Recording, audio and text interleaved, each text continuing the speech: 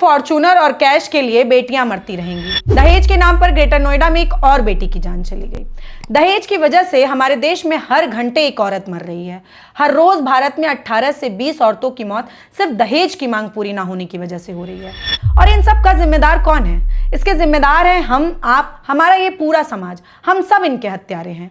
इससे पहले नोएडा की मॉडल और social media influencer Twisha Sharma की मौत ने पूरे देश को झकझोर दिया। शादी के 5 महीने बाद ही ट्विशा भोपाल के कटारा हिल स्थित ससुराल में फांसी के फंदे से लटकी मिली थी।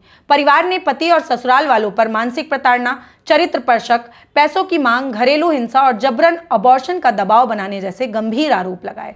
ट्विशा ने अपने परिवार से कई मर्तबा ससुराल पक्ष और पति समर्थ सिंह द्वारा प्रताड़ित किए जाने की शिकायत भी की थी। वायरल चैट में ट्विशा अपनी मां से लिख रही थी कि ये लोग मुझे जीने नहीं देंगे, मुझे यहाँ से ले जाओ, और पति द्वारा शक किए जाने की बात भी कही थी। रिपोर्ट्स के मुताबिक ट्विशा प्रेग्नेंट थी, लेकिन मौत से पहले उनका गर्भपात हुआ। ट्विशा का आरोप था कि उन पर अबॉर्शन का दबाव बनाया गया और पूछा गया कि ये बच्चा किसका है।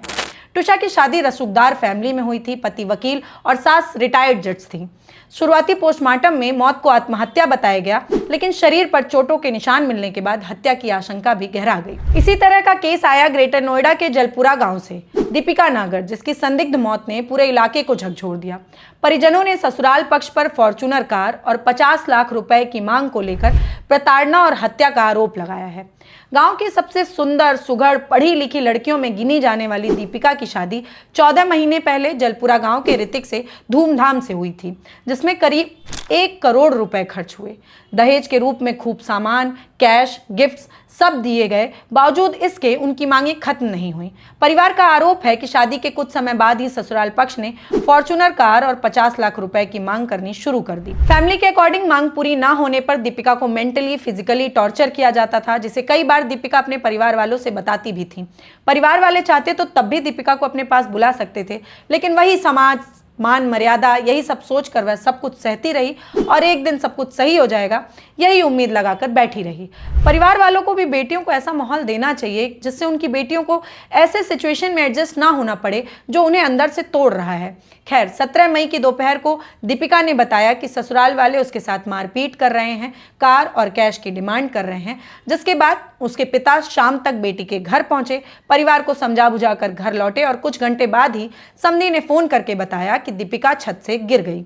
अस्पताल पहुंचने पर पिता ने देखा कि बेटी मृत अवस्था में है, पूरे शरीर पर चोटों के निशान हैं और ससुराल वाले वहां मौजूद नहीं थे। परिवार जहां इसे दहेज हत्या बता रहा है, वहीं पुलिस शुरुआती जांच में इसे दहेज उत्पीड़न से परेशान होकर की गई आत्महत्या मानकर जांच आगे बढ़ा रही है। पुलिस ने आरोपी पति ऋतिक और उसके पिता मनोज को गिरफ्तार कर लिया है। पुलिस जब जलपुरा स्थित घर पहुंची तो मकान पर ताला लगा मिला। पीड़ित परिवार के लोगों ने बताया कि ससुर कॉलोनाइजर हैं, उसके खिलाफ अलग अलग थाने में कई आपराधिक केस दर्ज है। आरोपी ऋतिक LLB कर रहा था, उस पर भी आरोप है कि गांव में कई बार झगड़ा कर चुका है। फिलहाल पुलिस इस पूरे मामले की जांच में जुटी है, लेकिन सोचिए, ये तो वो मामले हैं जो हमारे सामने आ गए, जो मीडिया में आ गए, हाईलाइट हो गए। रोज ना जाने कितनी लड़कियां चुपचाप मार दी जाती हैं, जहां गिरफ्तारी तो दूर FIR तक दर्ज नहीं होती है। और ये जितने लोग भी नीले ड्रम, मानव शर्मा, अतुल सुभाष के बाद पूरे महिला समाज से खुद को डरे सहमे दिखाने लगे हैं, उन सब के मुंह पर ऐसी घटनाओं के बाद तुरंत टेप लग जाता है।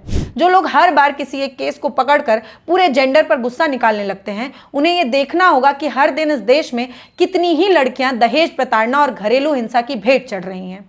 NCRB के आंकड़ों के अनुसार भारत में अकेले साल 2024 में 5,737 दहेज मौत के मामले दर्ज हुए हैं, और इसमें सिर्फ अनपढ़ ही नहीं, पढ़े लिखे, संपन्न, बड़े शहरों में रहने वाले लोग भी शामिल हैं। दिल्ली, बेंगलोर जैसे महानगर भी इस दहेज हत्या मामले में टॉप पर आते हैं। निक्की भाटी, ट्विशा शर्मा, दीपिका नागर, आखिर इन सभी के परिवार वाले तो संपन्न थे, फिर भी क्यों दहेज लिया गया? क्योंकि दहेज अब जरूरत नहीं, स्टेटस मेंटेन करने का, समाज में दिखावे का, लालच का गेम बन चुका है। फलाने का बेटा इतना कमाता है, उसे इतना दहेज मिला, हमको कम मिला तो समाज में हमारी बेइज्जती हो जाएगी। लड़के की नौकरी, सैलरी, पैकेज, घर, जमीन, जायदाद, इन सब के हिसाब से बकायदा बोली लगाई जाती है। हर स्टेट का, हर समाज का अपना अपना रेट होता है, कहीं करोड़ों का तो कहीं लाखों में। और हम यूथ को आगे आना चाहिए इसे रोकने के लिए, लेकिन हम भी पढ़ लिख कर इसी कुप्रथा का हिस्सा बन जाते हैं और अपनी बोली लगाने देते हैं। लेते हैं। अभी इस पर कुछ लोग एलिमनी का रोने लग जाएंगे, लेकिन असल में ऐसा बोलकर आप कानून और सामाजिक अपराध के बीच का फर्क मिटाने की कोशिश करते हैं। दहेज इलीगल है जबकि एलिमनी लीगल। दहेज एक सामाजिक अपराध है।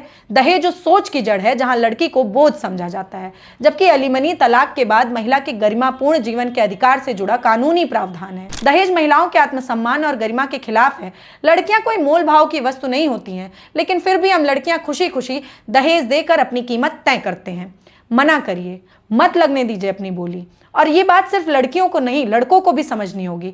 दहेज देकर शादी करना कोई उपलब्धि नहीं है। अगर अपने दम पर शादी नहीं कर सकते हैं तो शादी करने का इतना घमंड किस बात का है?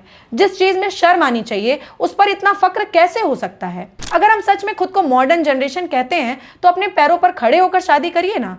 दहेज देने से भी मना करिए और लेने वालों से रिश्ता करने से भी मना करिए। जिस दिन लोग दहेज लेने में शर्म महसूस करने लगेंगे, उस दिन ना बेटियां गर्भ में मारी जाएंगी, ना शादी के बाद मारी जाएंगी। उस दिन समाज में लड़कियां बोझ नहीं कहलाएंगी। इस पर आप क्या कहना चाहेंगे जरूर बताइएगा और हमें फॉलो करना मत भूलिएगा।